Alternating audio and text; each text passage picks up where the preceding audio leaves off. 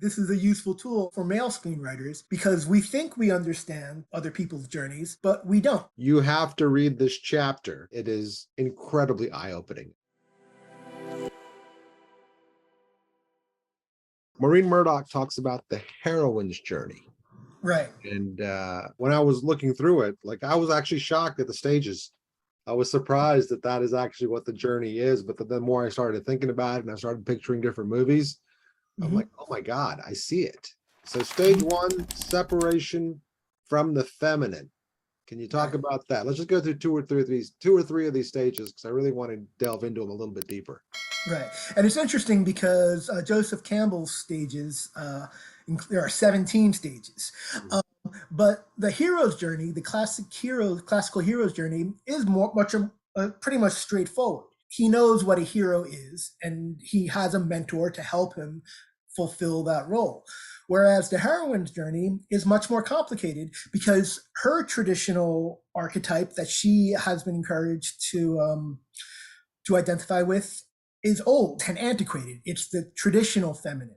So the woman who is expected to have children and be a good mother and a good wife and nothing more. Not that that's not enough, but she is not expected to go out into the world and to accomplish things in this sort of external realm of accomplishment in the way that men are. So her first step is not to find a mentor and find her challenge, find her sense of self. Her first step is to say, you know what, this very ancient, antiquated notion of what a female is not going to apply to me. I'm going to be creating my own path on my own journey. So her first step is to separate. And it brings us away from that traditional path in the very first step. Yeah. And then in step two, which is the one that actually surprised me the most, I didn't expect to see step two, it's identification with the masculine. Right. So if we're talking about a sort of 20th century character, and if we look at the 20th century, that was, of course, the century of the greatest change in human history. The 21st century might be the same or it might not. But when we get to the beginning of the 20th century, women couldn't vote. Women, for the most part, weren't expected to go to school. They weren't expected to have careers. They were living as second class citizens. And then as the 20th century proceeded, they gained the vote, they gained power, they gained social mobility, and the entire role of the feminine changed. So separation from the feminine in this sense means separation from the mother archetype, the traditional mother archetype. Well, if you're going to separate from that archetype, then who are you going to identify with? Because we all need an identification figure. So the obvious identification figure will be with the father or with the male mentor figure. So as I dug in deeper and deeper, I think the one stage that I really loved was stage seven, the urgent yearning to reconnect with the feminine. So can you Right. talk about this kind of full circle and how it changes the character?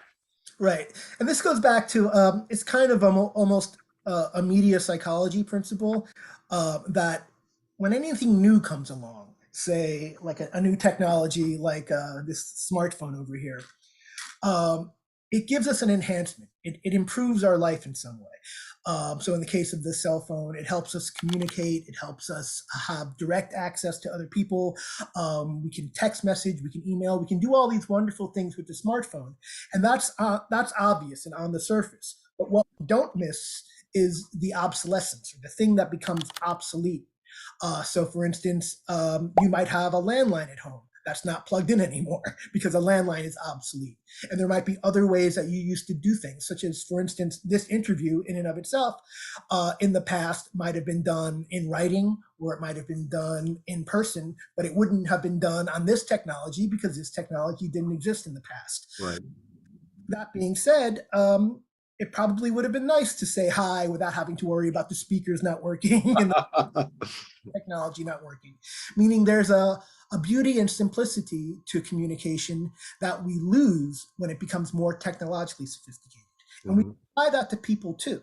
So when a person takes on a new archetype, when a person says, okay, I'm going to be a woman that is going to direct movies and write movies and is going to accomplish amazing things outside of the home, that's what she gains. That's what the enhancement is.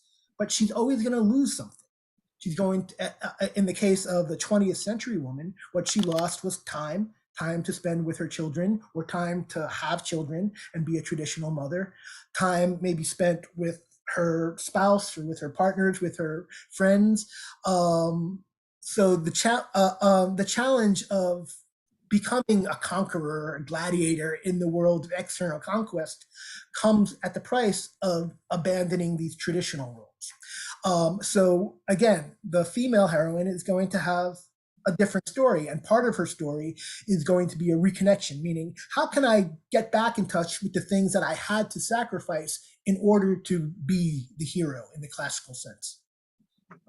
That's fascinating. It really is. And You it's have interesting because the hero doesn't have to deal with these challenges at all. These are right.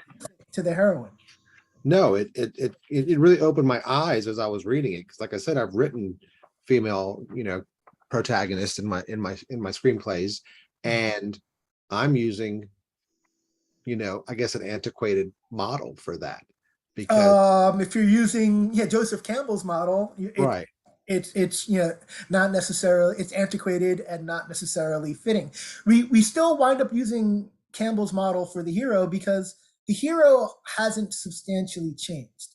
Mhm. Hasn't had to change. His role, the role of the male didn't change in the 20th century. Right. The role of the female did.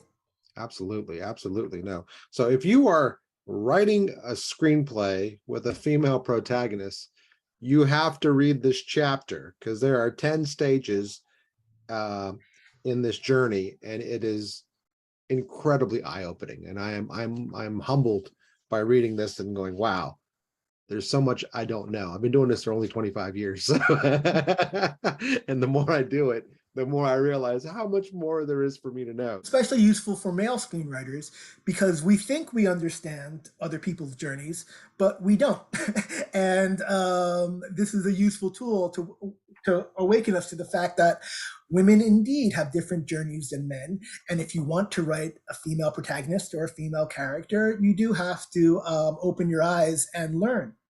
No, absolutely. And I know that from, here on forth and maybe even revisiting some of my older scripts, I will go back and see how this applies and how it can help me. So no, I really appreciated that.